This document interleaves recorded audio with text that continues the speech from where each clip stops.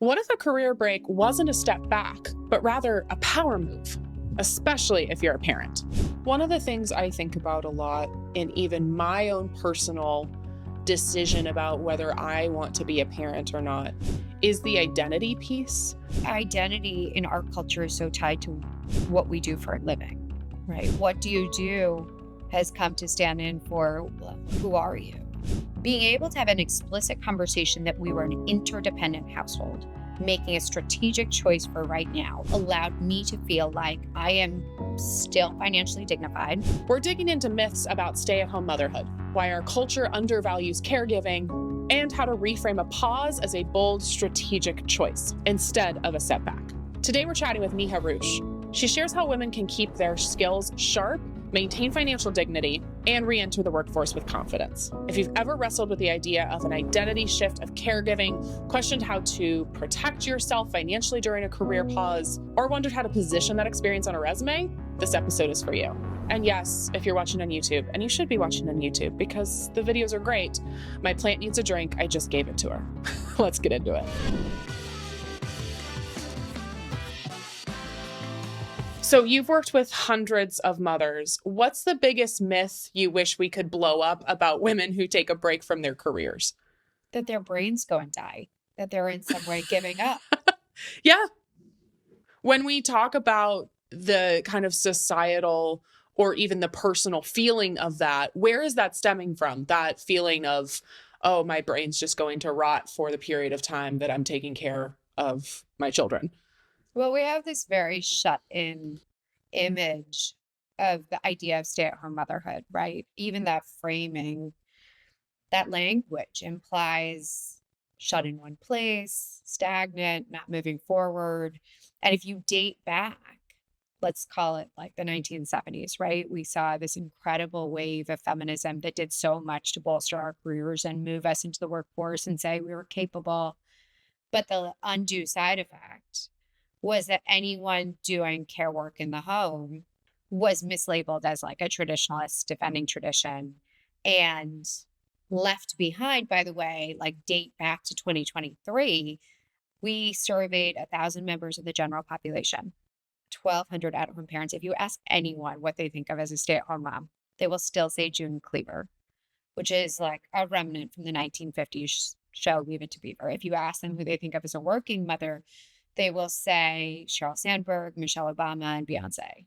It's just this like very extreme power chasm around ambition and success, and it doesn't represent the reality of most of the women in between.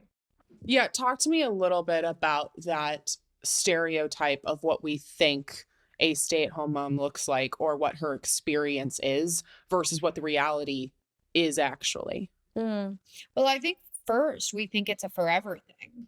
Right? We think of a stay-at-home mother as, I mean, the caricature is someone in complete servitude to her family and in that role for entirety and oftentimes defending tradition, apron clad, and then by the way, the only memes we have replaced it with is like Desperate Housewives, the Pinterest mom, the soccer mom, all of it. And none of it expresses the reality that the data shows, which is 1 in 3 women who are working out of the home are going to pause their careers in the next 2 years. 1 in 2 are going to downshift their careers. And 90% of the women on pause aim to return to the workforce, right? So it's much more ever evolving and fluid. And I think a lot of it is that we just didn't update the dialogue to now, where women are having kids later than their 1970s counterparts. So they're coming in with a foundational work and education experience. Yeah. They have much more hands-on partners. If they're in a heterosexual 2-partner home, the dad is spending 3 times the amount of time as any generation prior. And they have access to all of these digital tools and technologies and freelance and creation. And so there's a lot more gray area between those black and white ideas of stay-at-home and working. Well, this like traditional portrait of a stay-at-home mom is largely like rooted in fiction. And you mentioned that in your book. But now we've also traded it for something else, or we have this other archetype that is existing, which is the working mom who does it all, right? You can have it all and then some. How is this also not helpful for women? Right. I think it's that we don't show the vast in between, so we don't have enough options on the table. That's Yeah. what we want, right? This work of the power pause is never to say that pausing is the right choice or the only choice. It's to say that if you need or want, by the way, 1 in 3 women feel forced because of the cost of childcare, Right. right? Right. 60% would cite a financial consideration. If you need or want to pause, that you are recognized as having made a bold, nuanced decision and you're not ridden off with any tropes and you're recognized for the reality and dignity of what that day to day included.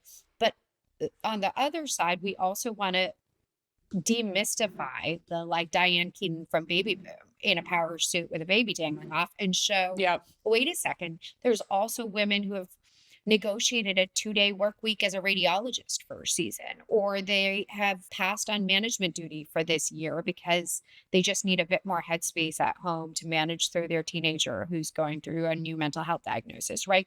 We just want to be able to show all the aspects that are making work in a myriad of different ways. And that way it becomes more accessible to say, yes, I'm going to have a long, sustainable career and it's going to look different in different years. You mentioned the financial cost, and of course, we can't have this episode without talking about that. We found a survey that said 13% of women felt it was viable to return to full time work after having kids, even though 98% wanted to. So we have a gap from 13% who think it's viable, which means almost nobody thinks it's viable, but Right. 98% want to. So, what does that tell us about how work is or is not set up for motherhood? Yeah. Well, I think a lot of it comes down to paid family leave, right? The saddest Yep. messages I get are the ones of women who are 2 weeks postpartum trying to make a really big decision. By Right. the way, without having had the sleep or the support to make a really informed decision about care. So when you Yep. start to deconstruct, well, how are they creating an infrastructure around themselves to return to work with confidence? Well, they haven't had the time to heal, let alone sleep, let alone Yeah. come up with a very complicated structure that they're about to hand off their child to, right? So Yep. there's a lot around that. And then there's the cost piece. And we commissioned that same survey I mentioned, and 60% cited financial considerations.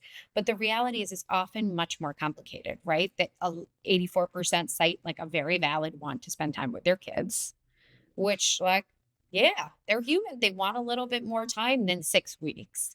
And we're obviously, the lowest common denominator in terms of paid family leave. I think that, the other pieces of it are cost of childcare. Other pieces of it are flexible and remote work. Like you see headlines like last week's or from the Washington Post about women receding from the workforce again. Well, of course they are. If there's mandates to return to 5 days a week in office, right? We saw Right. gains because we were putting more options on the table. One of the things I think about a lot in even my own personal decision about whether I want to be a parent or not is the identity piece. I think for men, they get to be dads along with all of the other things they are. And society, as soon as you become a mom, that's your entire identity. And I think, especially with stay at home moms, or what Tiffany Dufu, who's a previous guest on the show, called non compensated working moms, Mhm. what that ends up doing is like, you're not only a mom, but you're that archetype, right, of Mhm. the woman who's staying home. So, how does the identity piece influence a woman's decision on whether or not she stays at home to caregive? Yeah. I think identity in our culture is so tied to what we do for a living, right? Right. What do you do has come to stand in for, well, who are you? And when you part with your paid title for a child, you suddenly have to reconcile, well, how do I answer that question at a cocktail party? And how does that make me feel about my worth in this room and how people are going to perceive me? Because those like 5 pithy words that you've gotten used to saying have come to represent like your creativity, your competence, your determination. And we don't have an adequate or commensurate dignity for motherhood, right? So if I all what I can coach women to say and advise women to say is this is your chapter where you might get to create an identity bigger than work. because all of that experience did not disappear, right? If I'm a 15-year brand marketer, that didn't go away. I'm that now plus a little bit extra, right? Because now in this next chapter, I'm going to say, right now I get to be with my kids. I'm exploring what comes next. And I get to add to that the parts of my identity that I want to bring with me. And actually, it can be a really interesting moment of saying, these are the experiences and accomplishments that as I take stock of, I want to carry on. And they're now a foundation that I get to build a whole portfolio of non-traditional experience and perspective and skill. Yeah. I mean, your approach is called a power pause. How is that different from simply quitting or stepping away from work? And why does that framing matter? Well, I think, and I know you agree, that language matters, right? Absolutely. The way we talk about ourselves matters. The way we tell our story to the world, to future employers, our partners matters. And for too long, we've said, oh, they're opting out, they're dropping out, they're leaning out. And it's come to seem antithetical to ambition and success and growth. And I felt very strongly that as an ambitious woman, when I was saying, wait a second, I need a B for a lot of reasons. It was cost of childcare, it was my husband's job at the time. It was that I genuinely just wanted that time for myself. I wanted language that spoke to, I am for a chapter, shifting my time and energy and focus to something else of priority. For me, it was family life. For other people, it could be health or elder care. And in doing so, not only am I making that as a strategic shift, but I'm actually going to actively think of it as a time where I'm growing alongside my family, that I'm going to actively think about ways I'm going to expand my interests, my skills, my network, so that when and if I'm ready to return, I'm actually coming back with that sense of enrichment. Well, and speaking of the language, I think I just wrote down, you keep saying for a chapter or for a time. I think about our audience, or I think about anybody I talk to in our community, any decision to our brains feels like a forever decision, right? I talk to people who want to be business owners and they go, oh my gosh, but what if it doesn't work out? And so they like work themselves into a tizzy, just like stressing about that feeling of like, this is for forever. But you're making a really important distinction, which is this might not be for forever. This might just be for a chapter. Can we talk more about why the like time frame is so important as opposed to making a decision where you feel like this will be my identity, this will be my life for until I die? Because that's so much pressure. Right? Yeah. That's just sounds intimidating listening to you describe it that way. The reality is that we are in a very specific moment in certain circumstances that may challenge our sense of time and energy, right? Yeah. If you have young kids and limited access to quality childcare, that's going to change when your children age into school. If your children are going through a particular diagnosis at age 9 because of neurodivergence, I'm just thinking about some of the stories that have come up for me in doing this interview. Yeah. You're going to navigate that period, and there will be unlocks of time as you move forward, right? And by the way, an expansion of new interests that might lead you in new directions. And I think trusting that process and also just giving yourself permission to recalibrate and re-examine. I say to everyone, if you don't know what to do, take it in 3-month increments, 6-month increments, 1-year increments, and it allows you to make the best decision for right now without feeling trapped by the decision in a year from now. Yeah. I'm likening it to running a business because that is the thing I know. But I think so many people get caught up in making the wrong decision. And I'm like, sometimes you only know that's the wrong decision for you after you've made this decision and you experience life in that decision. And you go, actually, this isn't working. And then you can change your mind. Well, clarity, I heard Megan Hellerer say this, who is a clarity coach. And she said, clarity comes through motion. Right? Yeah. You have to move yourself forward. It doesn't come from all the pros and cons list. I can give you all the journaling prompts in the world, but in the end, you have to experience it. Experience it. Yeah. So, when we're talking about building those skills, what are some tactical ways to keep your financial skills, your network, or your resume warm during this power pause? I think the understanding first that this is a moment in time, and on the other side of it, you are going to want to know that you have grown and stayed connected, right? I think so often it's when we say we're going to take a beat for our family life or our elder care, whatever that may be, that becomes tunnel vision, our sole metric of success. But what happens then is very quickly you'll start feeling this nudge of, oh, I'm stuck, like I'm not moving forward. And the reason why is because if you've been in a traditional career for a decade, you've gotten used to benchmarks for how you're moving forward, right? Promotions, salary bumps. And in the absence of that, if we start saying, well, I guess our new metric of success is like how well our kids behaved, it's going The to kids start didn't feeling, die today. Yeah. yeah, it's going to feel real listless real soon. And Right. so, I encourage women to say, yes, you might not be like drowning in excess time when you have two young Yeah. kids.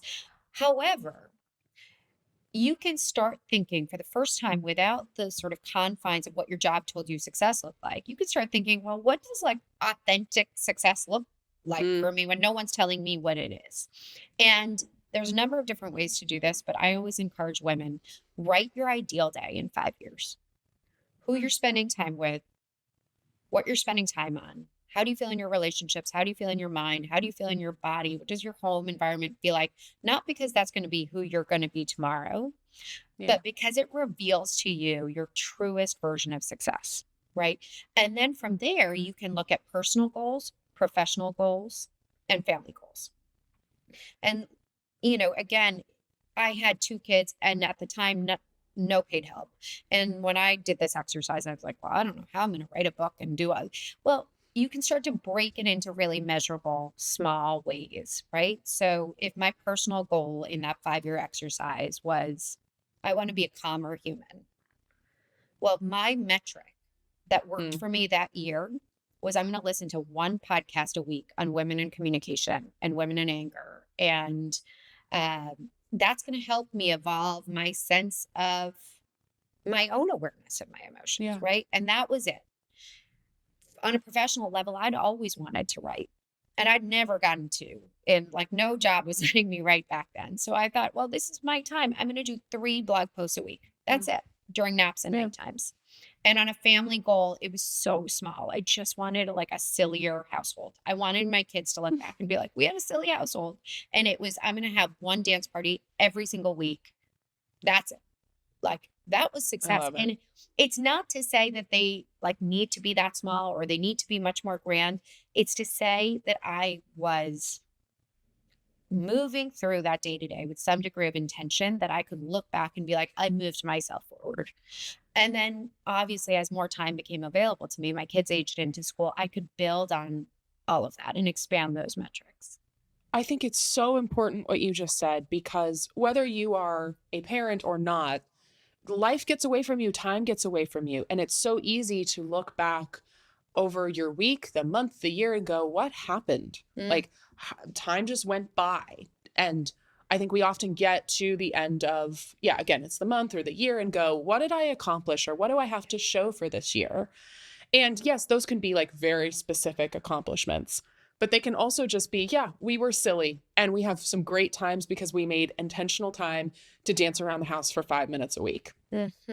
That's incredible. Like those are the memories you're going to have. Those are the moments where you're going to go, yes, I am living all of the dreams I had, or I am living in my authentic purpose of being somebody who shows up for the people I love most.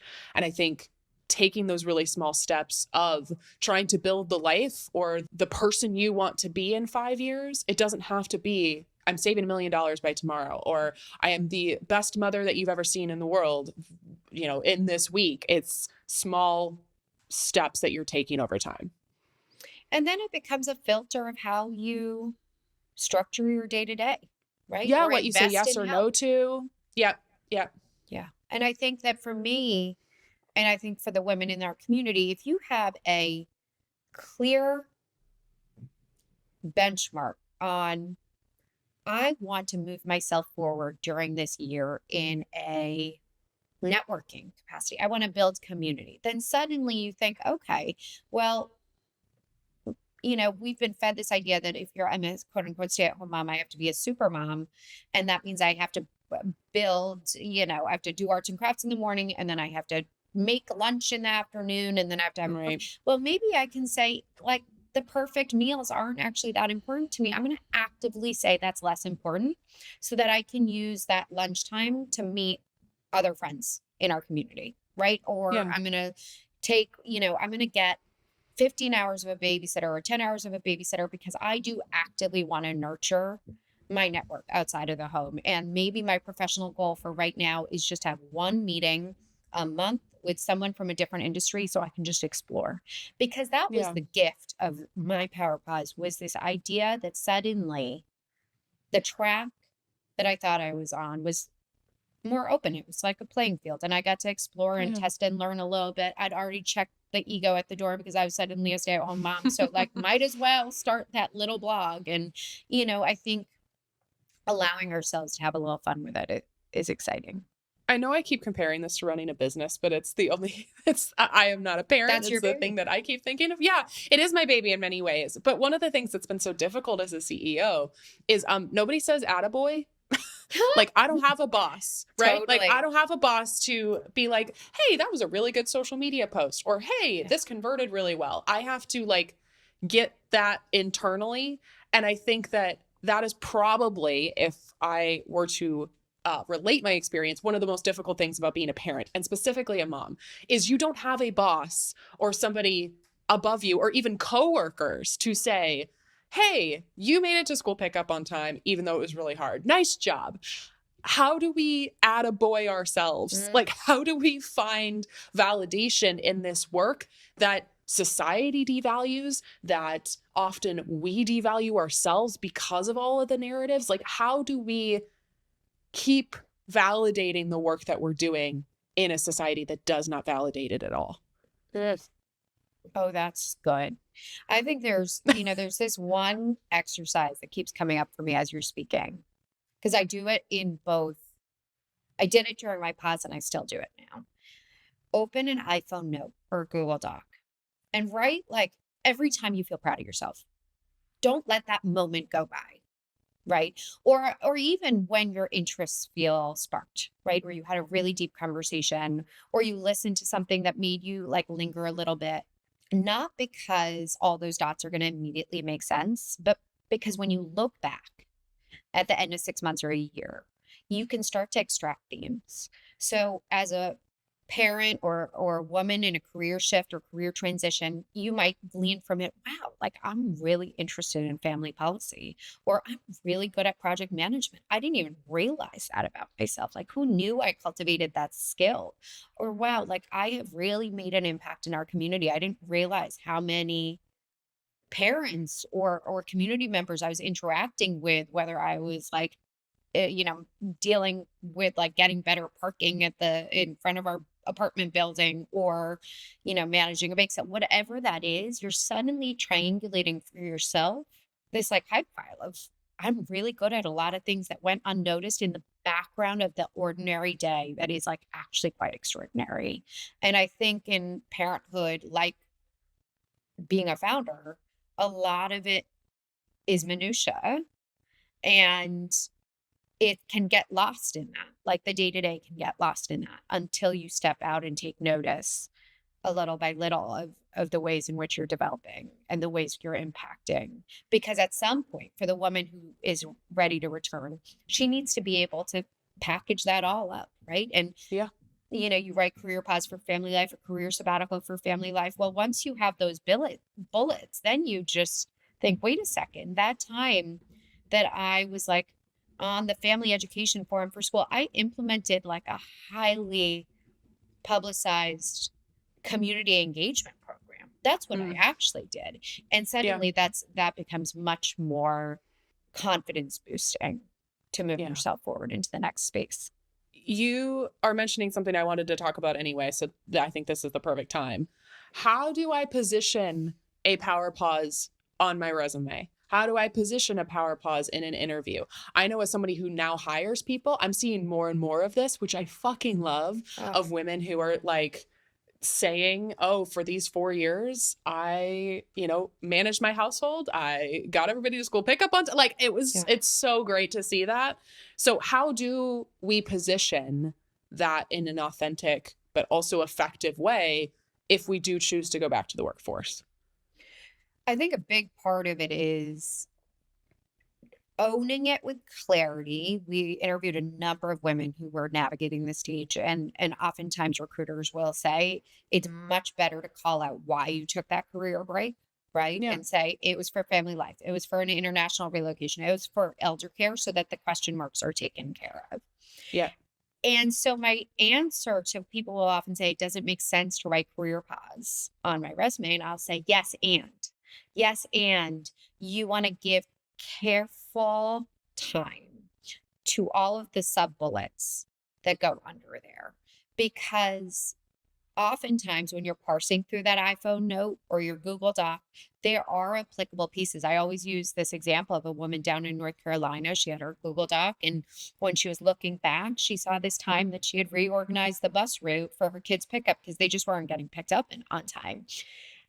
And when she was looking back, it did two things. One, it made her think, wow, am actually really interested in project management. I'm going to start gearing my search that way. I'm going to take an online certification and double down on that direction. But it also offered her a really compelling bullet. She wrote, instead of like reorganize my kids' bus route, she wrote implement implemented highly technical infrastructure change to local organization. Like, so, and that's what happens. That's like the actual awe-inspiring work of parenthood. But oftentimes you need to take that time to reflect on the advocacy, the research, the planning, the family operations that were happening in that day to day. The Yeah. part two, though, is give yourself at least a year on transitioning back and think about ways in which to brush up, whether that be online certifications, whether that be advising or helping a friend on their business. Use small opportunities in the school or whatever environment is local to you to just build up those relevant sub-bullets. And ideally, and a lot of the work of the book is sort of charting out ways you're sort of doing that over the course of the years that you've been on pause. But if you are just listening to this and you're just thinking, well, I want to return, give yourself that year to start to build that story back up.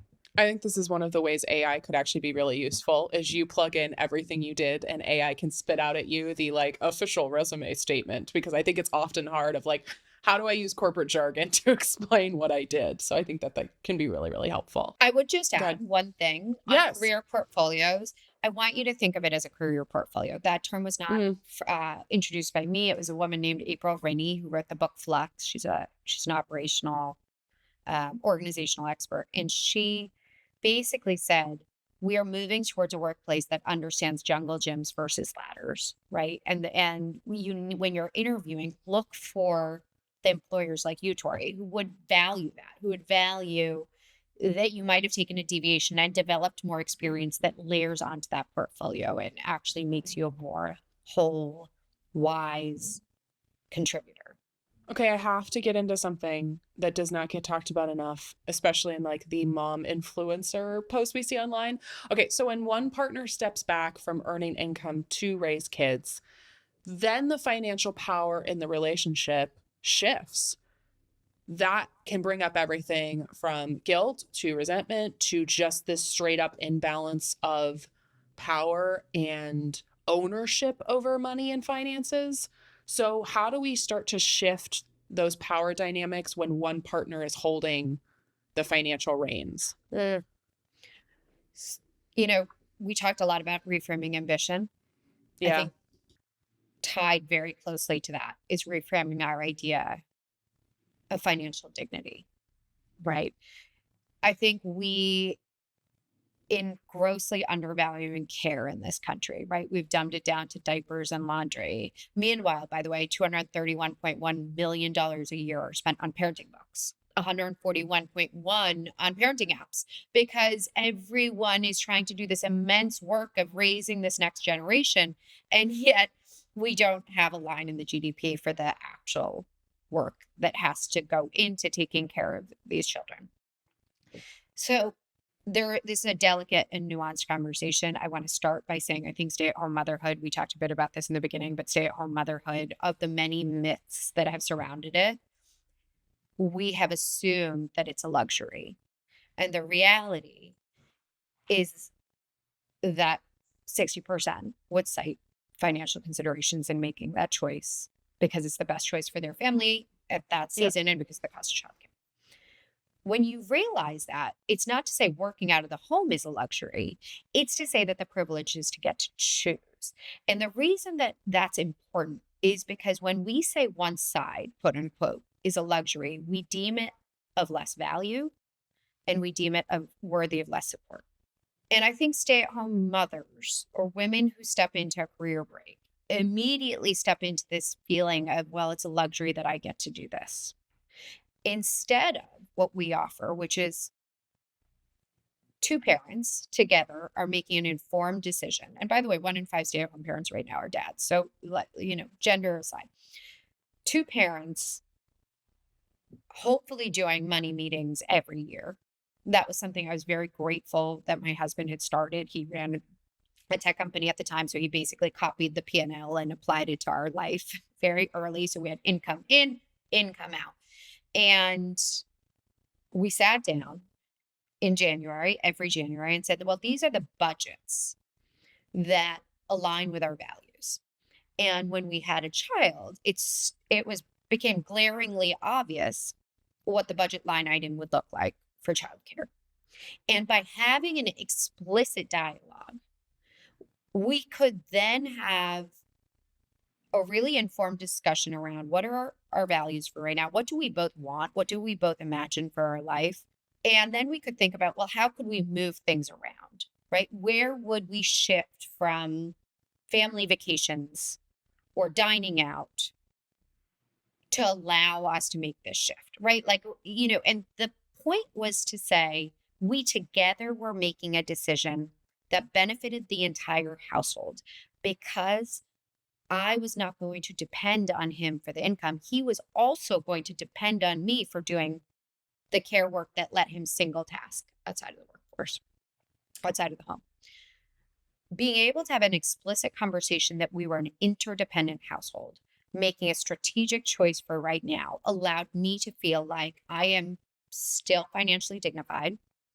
I still have access to this household income because even if I'm not contributing in pay, I'm contributing. He could not have run to the Bay Area every time a new VC called if there wasn't a security blanket at home.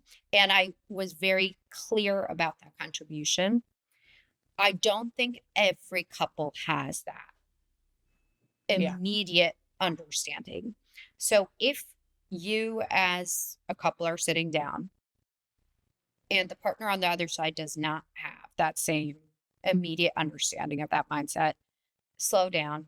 Do not make this decision until both partners are on the same page. Bring in financial planners, bring in a relationship therapist until you do feel like you're on the same page.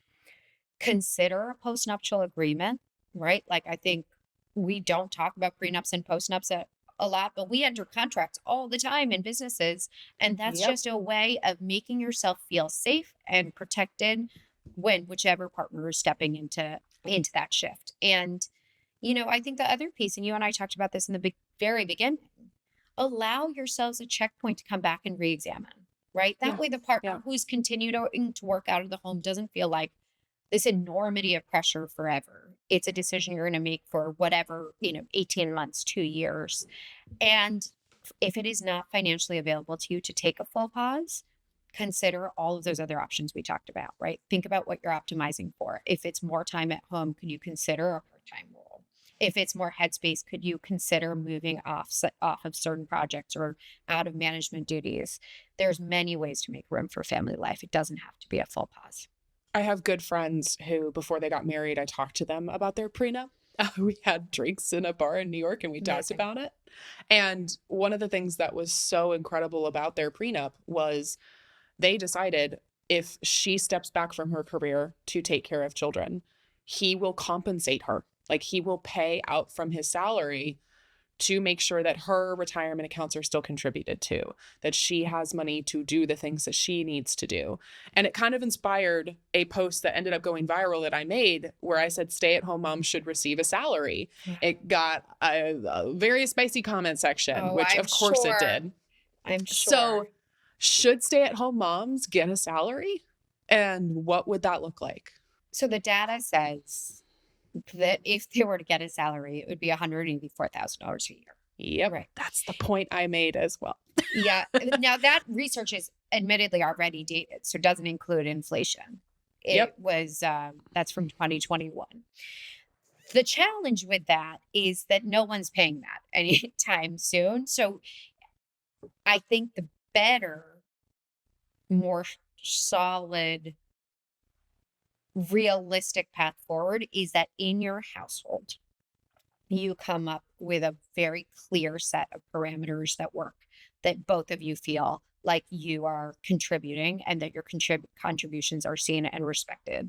And if that's a line item in the money meeting, just to keep it like front and center, that works too. I think if this conversation is so important, not just because of like, oh, I want to feel financially dignified. It's also we need to feel worthy of support. Because just because you have paused your paid work doesn't mean you don't deserve support. No one would be expected to work 24/7 without breaks. And I would argue now working out of the home much more. The work that I did in the home for those 5 years on full pause was demanding. It was physically demanding. It was emotionally demanding. It was complicated. It was nuanced. I didn't have as much breathing room. And so it was very important to be in a household, in a dynamic where my work day was recognized such that then I could say, we together are going to clean at the end of the day because my work day is over, your work day is over. Like we're going to split up the rest of the things. And or that when we thought about investing, and I would suggest this to anyone, whether they work out of the home or in the home or exist in between, any paid help, whether that's a cleaning person once a week, whether that's a mother's helper for 15 hours a week, comes out of the joint household income. It's not out of the mom's salary. It's an investment in the whole household dynamic, right? And it empowers everyone to be rested and whole. But that's a big mindset shift in a culture that has grossly undervalued care. Yeah, I mean, the most common, let's call it disputing comment to my video was, well, we're a team. And as soon as I start paying her, it no longer becomes a team.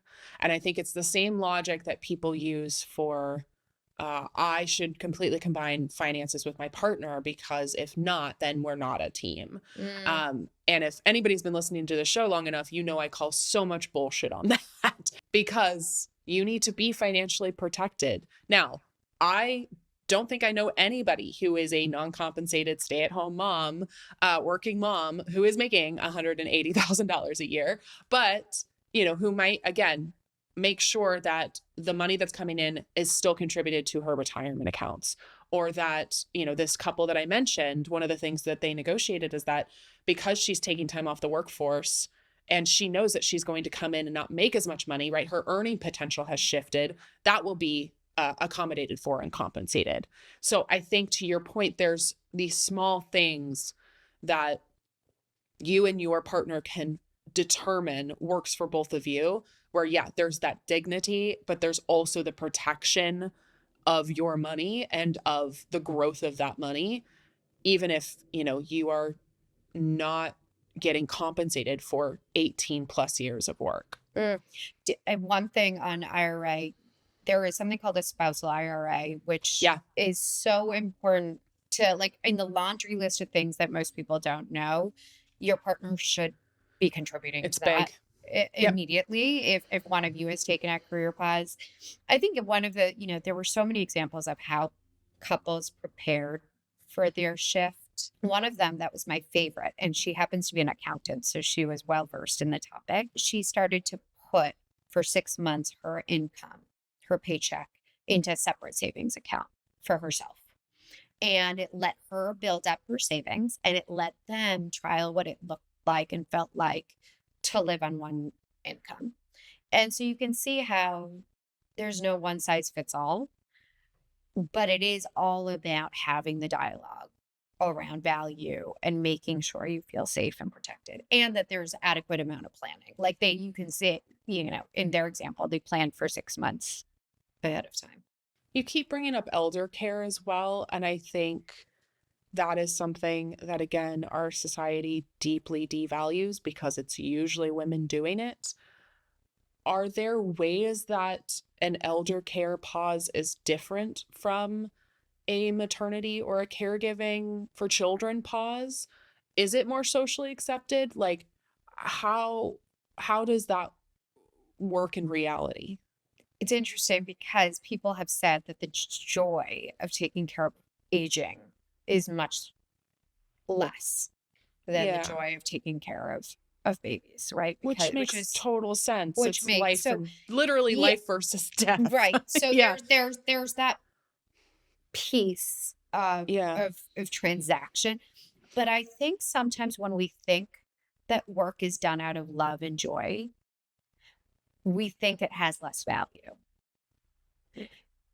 So by that, I mean, we think of it as not work. It's just something we do when we take care of kids, right? Like, but it is work.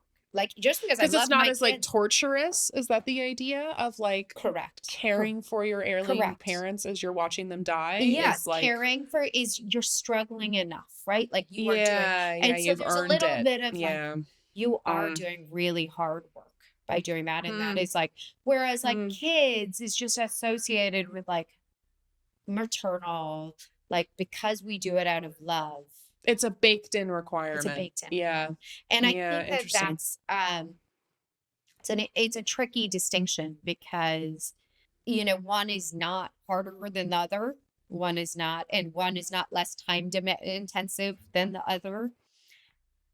One has historically gotten a little bit more scaffolding in the workplace than the other. I think elder care, but it's the same tension, right? Which is that I am shifting. I have to make a complicated choice in my work dynamic to make room for other priorities. But it is interesting you bring that up because I've been noticing this trend of older gentlemen, like, in their 50s or so, saying like, I'm taking a career sabbatical. And everyone is so impressed by this career sabbatical. Oh, yes, and yet, of course. We take but we have been taking career sabbaticals for other priorities too. They'll talk about health, they'll talk about exploration, they'll talk about travel. And it seems sexy when men do it. It's like oh, it's exciting because it never happens. And like, good for you taking time, right? Or good for you taking care of children or your ailing parents. But then it's just a requirement for women. I read this post the other day from a classmate from a different life. And it was this long thing about how, in stepping away from work, it's really opened his perspective. It's really allowed him to experience people in a different way, his efficiency, his empathy. And I was thinking, well, that's funny because that's how I feel about motherhood, but I've had to rebrand the whole thing to make people pay attention, right? Like it is, I think we're dealing with all of those forces. Yeah, it is interesting. Like, again, men take a break and it's like, because I'm coming back stronger. And everybody's like, you're so right. And then when it's women, it's like, but there's no possible way you could manage your time with children. Like, there's no possible way you could be a good employee here. The double standard kills me. One of the things I wrote down, I don't know if you've seen these posts. I usually joke it's a research paper, and by research paper, I mean I watched a TikTok. But I've seen all these videos that Europeans have a slightly different way of raising their children, that there's less children-centered activities that you like bring your kids to or that you set up for your children, and more that children just come with you while you do things. No. And I think it's a really interesting difference. And when we're talking about how do you protect your own time as a parent? How do you protect your own development while also caregiving, I think that can be an interesting shift. Have you seen this in reality of this, like, okay, I'm going to go run an errand or I'm going to go meet with my friends and I'm bringing my kid along as opposed to this dedicated activity just for them? I think both and, right? Okay. Like I actually think some of the myths that surround these career pauses is that your network's going to die, your interests are going to die. But the reality is, I met more interesting women at a baby group or in a play space or a playground just because they were in a shared stage of life. Yeah. By nature of where we Yep. lived, they were also making complicated decisions about their work and family. You might talk about your diaper bag for 30 seconds, but then you very quickly move on to like, what were you doing previously? What are you interested in? Are you taking a class right now? Are you thinking about going back to work? What's your relationship with your partner? Right? Like the conversations aren't limited to the baby just because they're happening in a baby group. Yeah. So I would say that I think your network and your interest can still expand even in traditionally play centered or child centered environments like a playground. That said, I do think that there is more dialogue around how can we integrate our children into our day to day. So yes, I do see a trend movement towards more grown up spaces like restaurants and cafes becoming more accepting of, bringing children along. And I think there's more dialogue around women deserving breaks and being able to invest time with their friends and make it. I think it's also just allowing ourselves to know that we have permission to invest in ourselves alongside our kids. So it's less about like the spaces it takes up and more to say that, yes, this chapter in our life might have a focus of raising kids, but we're allowed to also raise ourselves too and make room for that, whether that's getting a babysitter for a handful of hours, whether that's dragging your kid along to like a networking event, Yeah. or whatnot. When it's time to re-enter the workforce, if someone decides that's what they want to do, what are the biggest mistakes you're seeing women make and how can they avoid them?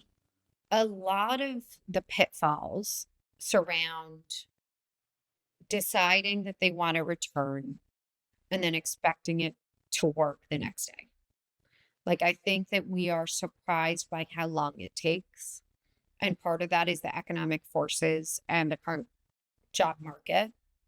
And I think part of it is that we do have to approach our reentry with strategic care, right? I think there's, some of the best tips I can offer are look for stepping stones, right? So, meaning look for the friend who needs help like 5 to 10 hours a week.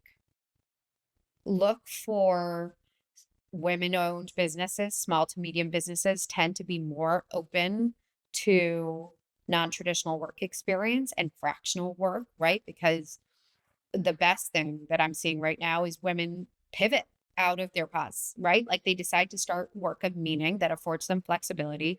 And then they hire other women because they understand the capacity for efficiency and time management. There's also this piece where we're underprepared on the transition back in terms of childcare and support. The reality is just because it's freelance or flexible work doesn't mean you don't need support at home, right? There's no invisible magic time. And so I think allowing yourself some time, not just for the planning around reentry and what job am I returning to, but what's it going to feel like in my family? What's going to have to give? Like, I'm not going to be able to pick up my children 3 days a week. So who is going to do that? Right. There's sort of a recalibration around expectations in the home, expectations with your partner. And I think the last pitfall that I think we all fall into is discrediting the immense amount of experience we just gained, right? I think we overcompensate, we undersell when we walk in, we take on this sort of small way of like we have to earn our stripes now that we're back. And the reality is that all of that amazing experience didn't evaporate. You just gained an incredible amount of perspective leadership training, empathy, communication skills, organization, time efficiency. Do not Yep. discredit that. And I think humility is one thing, but being able to walk in and stay confident is another. My last question for you. What does a successful power pause look like? It's an openness to the ways in which you're going to grow, an ability to get intentional about how might I reserve a little bit of room to move myself forward professionally, personally, and in a way that feels aligned to my family values. How do I give myself permission to structure my days so that there's a little bit of room for me week over week? How do I give myself permission to get the help I need, whether it's from my partner or paid, so that I can invest in networking a little bit, right? And tapping into the relationships that surround us in all of these different non traditional environments. How can I pay attention during this time to what lights me up? Whether it's scrolling Instagram and just stopping a little bit where I notice that I'm getting excited or I want to dig deeper, and allowing this to be a moment of real self-study, because I think we don't get that chance to study ourselves and redefine what true success looks like. But I can promise you, if you take that time, it'll serve you well. Your book has been all over my timeline. Everybody's been talking about it. I'm so excited to recommend it to everybody in my life who needs it. So plug away, my friend. Tell us where we can find it. You can get the Power Pause wherever you love to get books, or you can subscribe to the newsletter at thepowerpause.com. And we have tremendous free resources like how to write a post-nap on thepowerpause.com. So important. I love it. Thank you. Thank you.